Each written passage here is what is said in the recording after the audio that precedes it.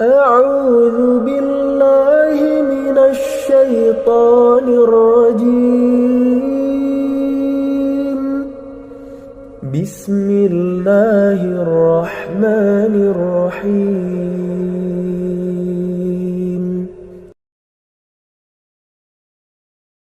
Abdullah tumbuh besar dan mulai menjadi seorang pemuda yang cerdas, yang pintar, membantu ayahnya. Maka oleh Abdul Muttalib dinikahkan, dan dinikahkan oleh seorang wanita yang bernama Aminah. Dan Aminah dari turunan Abdul Manaf juga, jadi satu jalur, masih sepupu dengan Abdullah.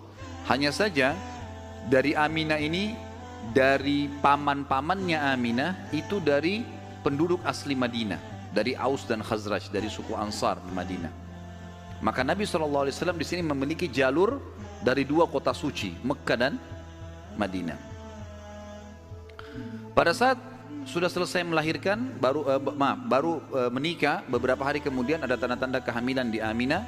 Kemudian Aminah pun sempat melihat di dalam mimpinya pada saat akan melahirkan atau pada saat hamil besar, melihat dalam mimpinya ia bermimpi bayi dalam kandungannya ini menyebarkan cahaya, dan cahaya itu menyebar ke seluruh muka bumi. Sebagian athar menyebutkan sampai ke Busra. Busra ini wilayah Irak sana, wilayah Persia gitu. Dan dia juga mimpi mengucapkan dalam mimpinya kalimat u'idzuhu billahil azim min kulli syarrin wa min kulli ainin wa min kulli hasid.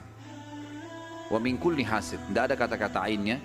Artinya aku berlindung untuk bayi ini dari semua keburukan dan iri dengki orang lain. Berjalanlah hamil tersebut. Pada saat berumur beberapa bulan, ada sebagian ahli sejarah menyebutkan sekitar 6 bulan hamilnya Aminah di Nabi SAW dalam kandungan beliau, maka meninggallah Abdullah.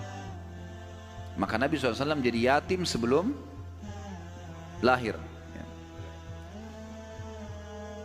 Setelah itu Nabi SAW lahir, yang paling banyak dinukil oleh para ahli sejarah 12 Rabiul Awal di tahun gajah. Sudah kita sebutkan tadi, tahun gajah kejadian Ashabul Fil, dan tepatnya 50 hari setelah kejadian gajah itu, penghancuran gajah, 50 harinya, disitulah lahir Nabi sallallahu alaihi wasallam. Ada yang perlu kita sebutkan teman-teman sekalian, walaupun sebenarnya menyebutkan ini bukan berarti Nabi SAW membutuhkannya, tidak sama sekali. Nabi SAW jauh lebih mulia daripada tanda-tanda ini. Tapi pada saat beliau lahir, ternukillah di Mekah, di Madinah, beberapa kejadian yang memang ahli sejarah angkat. Yang pertama, kejadian yang unik pada saat Nabi SAW lahir adalah terlihatnya bintang Ahmad namanya. Apa itu bintang Ahmad? Orang yang ada di Madinah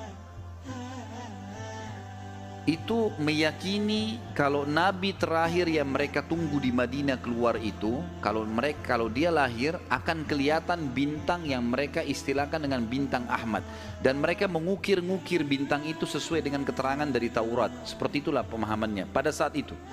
Allahu alam tentang masalah kebenaran masalah bintang ini, tapi yang jelas kebenaran bintang itu bisa dipercaya atau tidak, karena kita dalam Islam taunya bintang nggak boleh dipercaya gitu kan. Tapi ini pada saat itu dinukil oleh Hassan ibn Thabit radhiyallahu anhu, penyair Nabi SAW. Kebetulan umurnya dia beda 7 tahun dengan Nabi SAW.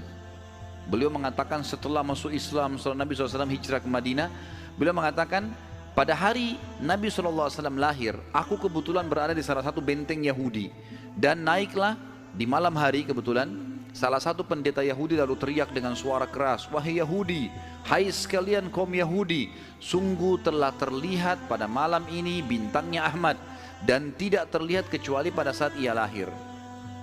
Dan menurut Hassan ibn Thabit radhiyallahu anhu, memang umurnya beda 7 tahun dengan Nabi SAW, dan pada hari itu memang hari kelahiran baginda Nabi SAW. Yang kedua dinukil oleh para ulama tentang masalah kejadian-kejadian unik adalah Nabi SAW pada saat lagi Aminah melahirkan, maka dikatakan melahirkan tanpa ada rasa kesulitan sedikit pun, jadi sangat mudah. Bahkan sebagian athar menyebutkan Aminah tidak dibantu oleh orang. Tiba-tiba Nabi SAW keluar begitu saja. Dan yang ketiga, pada saat lahir, maka Nabi SAW dalam kondisi mengangkat kepalanya ke langit. seakan-akan orang yang sedang berdoa. Yang keempat, Nabi SAW lahir dalam kondisi sudah terkhitan. Sudah terkhitan. Yang kelima, Nabi SAW lahir juga tanpa terbebani lagi dengan sisa tali pusar, udah nggak ada. Lahir sudah terkhitan, ya, lahir sudah tidak ada tali pusarnya. Maka Abdul Muttalib, kakeknya, bangga sekali datang, sangat senang. Pada saat itu dia berkata, sungguh pada cucuku atau anakku ini ada perkara besar. Lalu Abdul Muttalib pun membawa bayi Nabi SAW ke Ka'bah saat baru lahir, dan ia yang memberi nama Muhammad. Yang memberi nama Muhammad. Baik, ada sedikit rahasia masalah nama Muhammad ini. Perlu teman-teman tahu, nama Muhammad sebelum Nabi Muhammad SAW tidak dikenal oleh orang-orang Arab. Gak ada satupun orang Arab bernama Muhammad pada saat itu, belum ada. Terus dari mana nama ini? Kok Abdul Muttalib bisa berikan nama cucunya? Ada kisahnya. Jauh sebelum lahir Nabi SAW, Abdul Muttalib pernah jalan-jalan ke negeri Syam bersama dengan 3 orang sahabatnya. Yang pertama Sulaiman bin Mujazi', salah satu kepala suku di Mekah. Yang kedua Hulayla bin Hajij. Dan yang ketiga Himran bin Rabi'ah. 3 orang ini bersama Abdul Muttalib, 4 orang ini pergi ke negeri Syam. Pas tiba di negeri Syam, ada salah satu pendeta Nasrani menemui mereka lalu berkata, kalian dari mana? Kata Abdul Muttalib, dari Jazirah Arab. Dari mana? Tepatnya dari kota Mekah. Kata pendeta itu, dari kota kalian nanti akan keluar Nabi terakhir. Dan Nabi terakhir itu bernama Muhammad. Kata Abdul Muttalib, dari mana engkau tahu itu semua? Dia bilang, dari kitab kami. Dalam Injil disebutkan namanya Muhammad. Maka keempat orang ini bertekad pada saat itu untuk memberikan nama kalau mereka dikaruniai anak setelah itu atau cucu, Muhammad.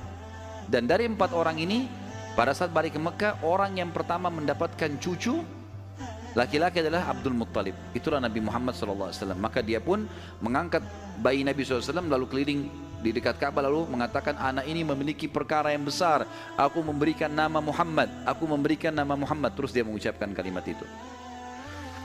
Kemudian selanjutnya teman-teman sekalian, yang keenam adalah goncangnya istana Kisra di Persia dan rubuhnya 14 teras istananya. Jadi ada teras-terasnya istana itu rubuh semua tanpa sebab, rusak semuanya. Pada saat melihat kejadian tersebut, Kisra sempat khawatir, lalu dia bertanya kepada sembahan kaum Majus. Jadi ada api yang disembah di beberapa titik di negeri Persia. Jadi mereka buat api besar dan api itu selalu disembah, tiap hari mereka sembah. Pada saat Nabi SAW lahir, api itu tiba-tiba mati. Dan mereka berusaha menyalakan, tidak bisa. Selamanya mati.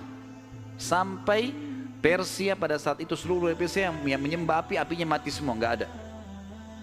Mereka mau coba nyalakan sampai runtuhnya di zaman Umar bin Khattab, nggak ada api mereka. Nggak bisa lagi mereka nyalakan api untuk disembah ya. Nggak bisa lagi mereka nyalakan. Setiap kali di wilayah Persia dinyalakan api, mati, padam. Mereka cuma pakai masak, misalnya di situ padam. Nggak bisa sama sekali. Yang kedelapan, hanyutnya air sungai Sawa. Sungai Sawa ini teman-teman sama dengan sungai Gangga sekarang di India. Di kultus dianggap ini sungai apalah, keramat lah dan seterusnya, gitu kan. Maka orang-orang Persia meyakini sungai Sawa ini adalah sesuatu yang luar biasa. Kalau ada yang mati, mereka bakar, lalu mereka lempar debunya di situ, airnya diambil, dianggap suci, apalah segala macam. Subhanallah, karena sungai ini selalu ditaruh tumbal segala macam. Waktu Nabi SAW lahir, air sungai ini hilang. Nggak ada airnya sama sekali, kering. Sampai sungai Sawa dilupain udah, nggak ada lagi sungai. Namanya memang sungai Sawa. Yang kesembilan, dan ini agak sedikit kita jadi beratkan, adalah kisah Halimah As-Sa'diyah.